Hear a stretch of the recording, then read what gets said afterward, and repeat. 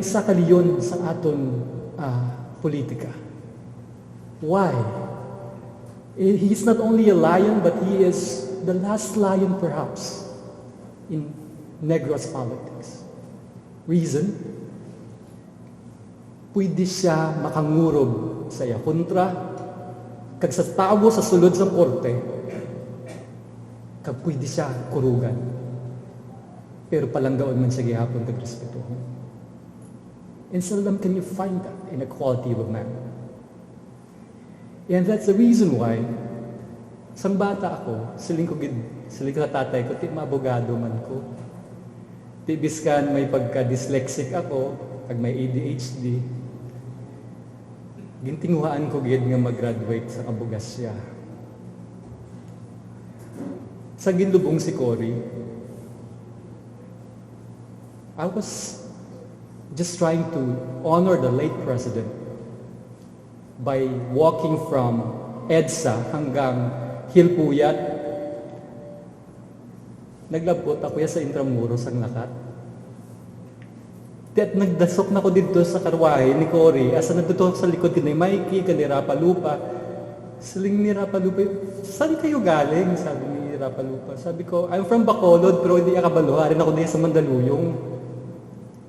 I came all the way from the airport just to bury your aunt. Sabi niya, wow, why the enthusiasm?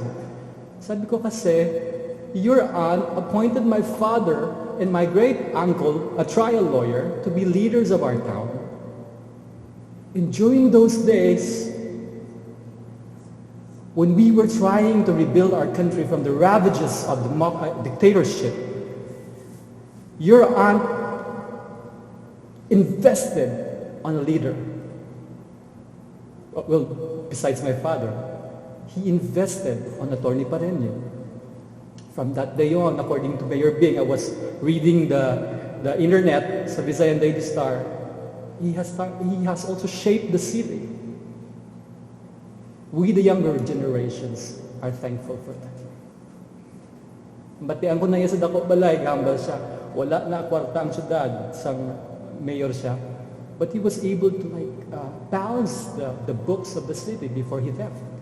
Intuod na ihambal ni Atty. Hinlo, nambigado niya sa Tatay Nunoy, pagaling niya sa politika. But I know he is happy.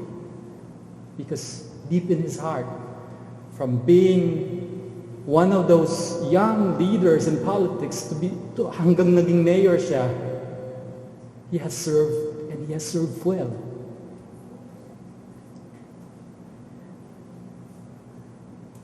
Sang Huwebes, wala pa yung kabalo, through text na napatay na sa Tatay Nunoy, nakabalo ko sa Facebook. Sa kasin pa namon sa Sweden nga si Nadia, si Manong, napatay na ko nung si Tatay Nunoy. Ko, base wrong info, fighter ka daan na. Remember guys, he conquered his cancer because he's a fighter.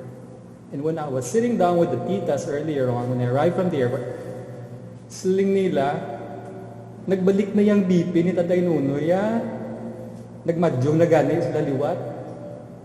Tuntuod, happy gig ko, nabatian ko itong amo to.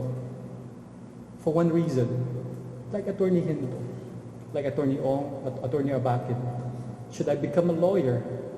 I want to learn from this great guy. Last Thursday, before my last Sunday sa bar, I heard a text, I received a text that it is confirmed that he's dead. My world crumbled because one of your hero died. Shout ko sa akong Facebook, what would you feel if your hero dies? Part of me went away with him. But I stood up here right now on the strength of his good memories. Ginapabit-bit ko na portfolio niya, sang una sang Gargar Lumangyaw case. Gapanyaga kami upod kay Mr. Yanson dito sa El Fisher. Ginadala niya man ako. For one very reason, hindi sa selfish nga mentor. Pero bigyan na pamangkot ko siya. Ano yung technique mo man nga wala kayo kapirdi? One thing, just infuse doubt sa criminal case. Iti isang muna yung galupad ko na yung ulo mo, ano na yung doubt na ginambal niya. Now it's getting clearer. More than that, he is brilliant. More than that, he is gifted. More than that, he is a man of God. And more than that, the strength kung saan siya humuhugot, hinuhugot niya yun sa family niya. Every Christmas, we have lunch sa balay dako. Nanay Jaret and my cousins are always with him. And I see how affectionately he lands his eyes on my cousin and especially Nanay Jaret. I will miss him. Honestly, I will miss him. And sadly, hindi ko yan makapractice upon sa iya should I pass the bar. The only thing that gives me strength is that he inspired me. Like the rest of the city that he had served and that he had served so well, he inspired the city. And even Mayor Bing has said that on his on the interview of the Visayan Daily Star. And other politicians and other leaders have said that he is a quotable man. And more than that, for me, he's not just a quotable man, he's not just my uncle. He is my hero. Kagtani, pangayuon ko sa inyo, bago natin ilubong ang ulihing nga leon sang Bacolod, sang Negros Occidental, palakpakan natin si Atty. Amado Rematche Parreno. Madamo gid na salamat. Next, may call on one person who had also the opportunity to work under Atty. Parreno as Mayor of Bacolod City. May I call on our former City Human Resource Management Officer, Miss Annie Diamante. He was appointed as city mayor in 1986. After the EDSA revolution that awakened the people's courage and patriotism and brought about people power and prayer power. The administration of Attorney Amado Rematche Parreno Jr. centered on people-powered development. This gives primacy to people's participation and involvement in all aspects of the development process, making them partners in identifying and solving individual and community problems. The rationale of these programs is that the people are the primary concern of growth and development. That's why nabalaan taman ang iyagid nga project nagpatindog sa sang People's Market nga ara na da subong ang SM, no. So Attorney Parreno has already in mind nga growth center ginada. But of course, in his short term, no, I did na develop maayo. So he was really people-centered in his work as public official. Attorney Amado Rematche Parreno Jr., who is God's gift to all of us, paved the way to a balanced appreciation and understanding of issues at hand. Clear, klaro ginaya, pointed, and sharp, with a sense of purpose in what he says, and thus as a public official. As a public official, tandaan ko gina siya, no, how he is as a public official. Of course, I consider it a privilege to work in his administration as one of his department head. Nadumduman ko pa sang una nga, kung si Tita Charit pagani, aga pa na sa gamataani, kag kung kisa mahuya ka, una pa siya abot sa City Hall, sang sa mga empleyado niya. He has considered us, his staff, as his family. Do tatay na siya namon. And all through these years, of course, I have been thankful and have appreciated the warm friendship of the family, especially Tita Charit. Tita Charit also a member of the Young Women's Christian Association. Tita Charit, mamiss ko gid ang aton nga gathering nga ara si Tito Rematche. And I still remember, guro katapusan na to, that you gathered us together in your house and we had dinner. That was really one moment nga gintipo niya gid ang tanan nga wire to have dinner in his house.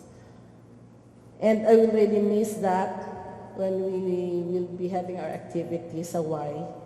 And of course, the warm friendship of the children, the in-laws, the apos, and of course, si Dr. Rematche Parreno, Kenisoli, nga nanay manamon. Ako makita sa saka na sa City Hall, ti ka pamahaw na kamo, dugay-dugay pamahaw, masaka na na. So, amugid ini no nga familia, where I really treasure them. Nga consider gid nila kami nga family man when we were in City Hall. And of course, the other members of the family, hindi ako layo sa pamilya sa mga alerta. Si Miggy is always in the house because Miggy is related to my sister-in-law, and I always go to Concepcion for a vacation because I really love the place in Concepcion, Iloilo. So the alertas are also part of our family. And of course, for tonight, I also would like to thank Mayor Bing. Thank you for giving me the opportunity to give honor and tribute to our former city mayor, Atty. Amado Rematche Parreno Jr. So, ang masiling ko lang, he was really a man that would really look into people. Ang primary concern gid nga persons and people should really be developed.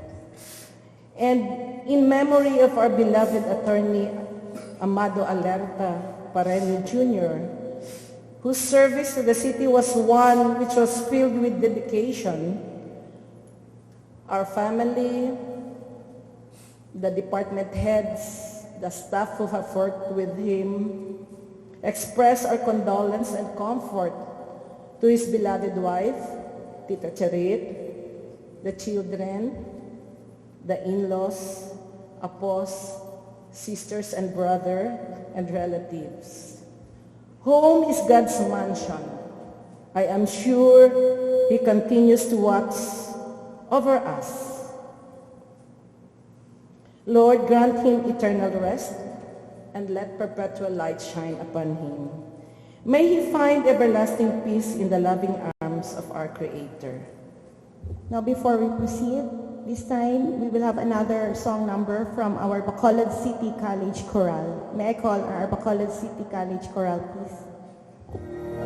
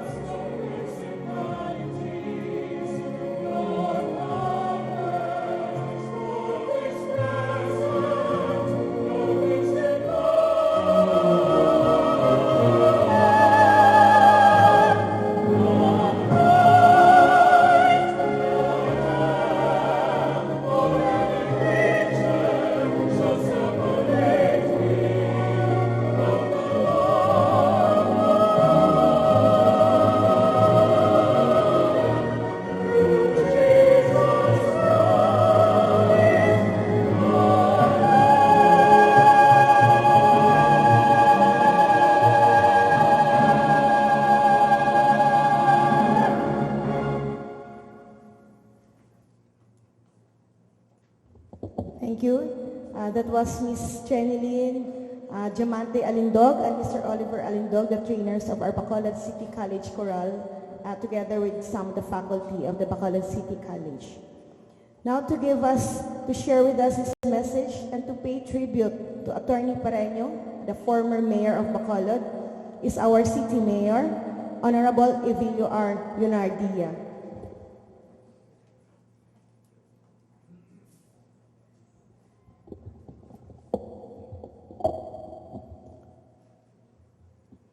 Chariot, Chin Chin, Tipin, and Dennis, our Vice Mayor Taddy, Councilor Taling, Councilor Al, Councilor June, Councilor Bob, and our former Councilor Homer, former Councilor Nitz, our Vice Mayor Rene, former Councilor Atty. Parreno,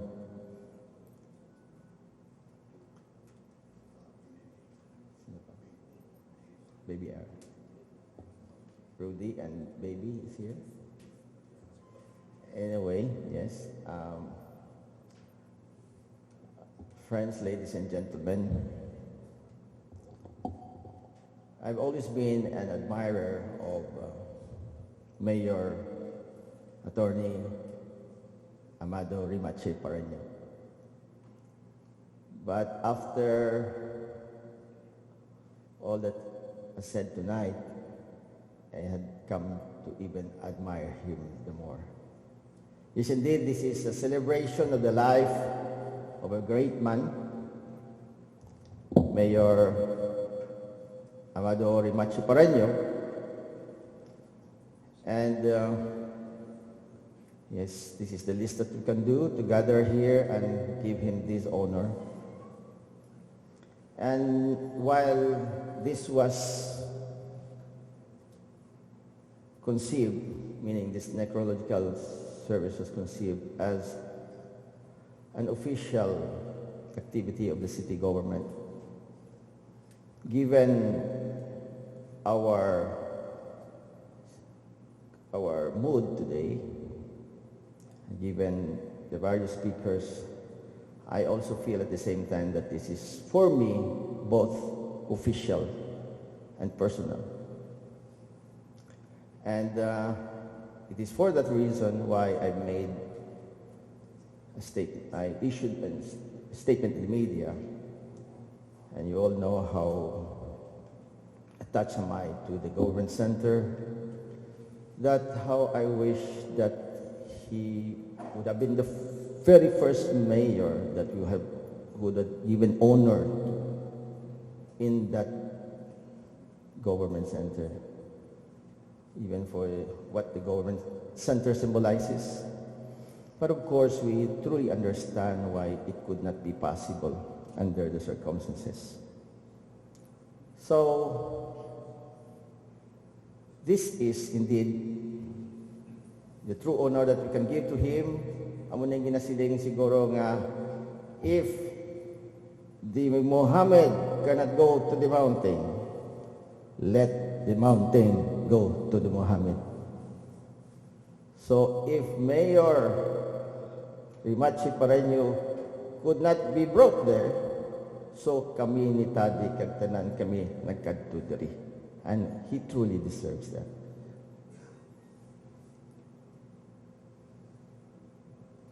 Friends, long before I became a lawyer, or even long before I became a law student, kilala ko na niya ang ngalan nga Rematche Parreno. It was already a name in Bacolod City. It was a byword.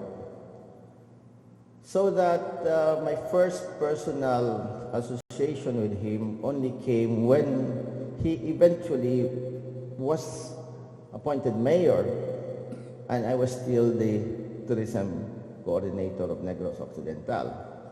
Tungod sina, we started to work together, and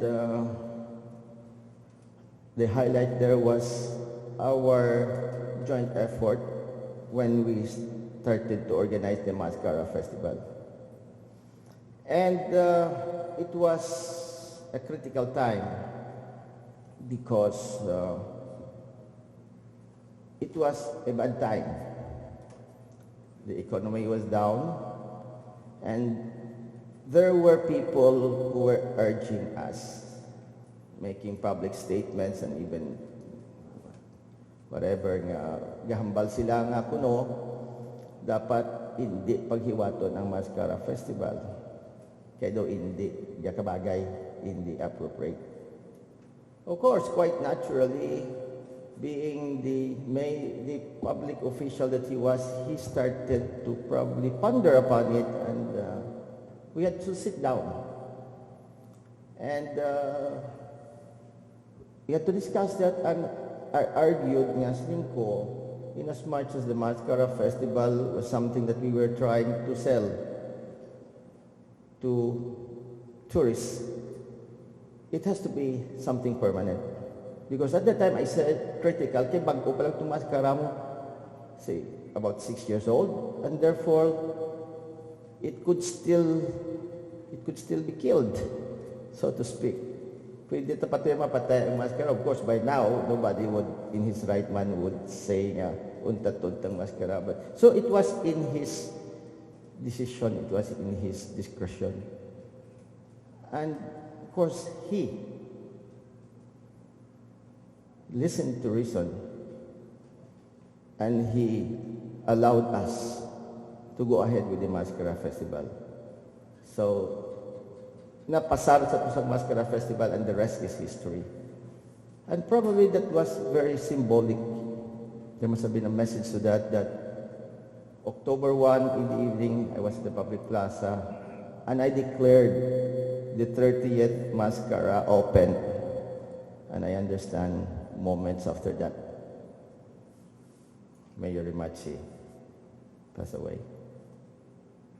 So maybe he just wanted to hear that the Mascara is still there, and the Mascara is going to live forever just as he will live forever in our hearts and our minds.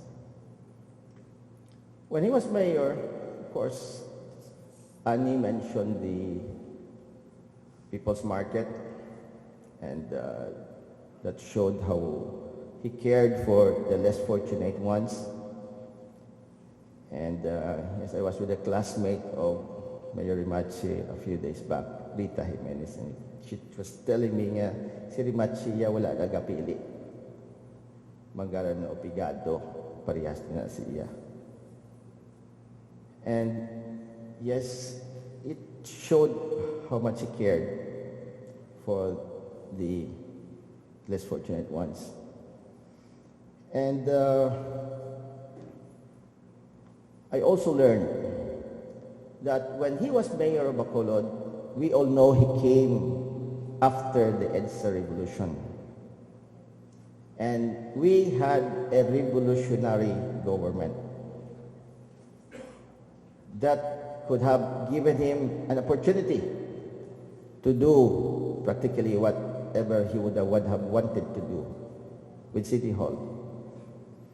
And I was amazed when I learned that wala gid siya gali kuno casual ngaging layoff. Yeah, in spite of political considerations. We salute him for that. And in fact, in the other cities at the time, bisan department heads in Island, in the name of the revolutionary government. But here we saw a man, in spite of his brilliance as a lawyer, and so well respected in the community, wala siya nag-abusar.